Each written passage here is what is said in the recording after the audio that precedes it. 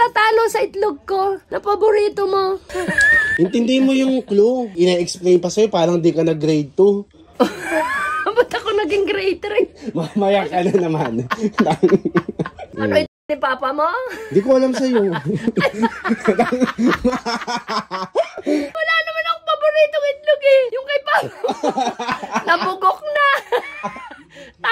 Hindi na yung pwede. Bugok na. Bahala ka, oh. Masyado mong kinokomplika, naiisip mo yung sagot, hindi mo subukan. Parang di ka na grade 2. Guy. Kakapain ko yun. May nilagay ka itlog kay Papa. Hindi ko alam. Ano, isasabihin pa bago mo titignan. Wala pa rin tatalo sa itlog ko.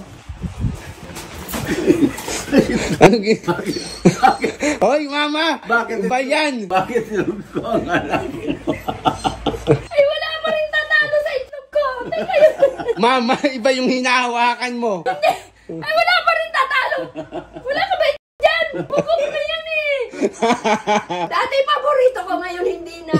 Dahil bugok na. Wala na. Ito ang ano to eh, oh. Ay! O ano, kompleto na ako. At dahil dyan, oh.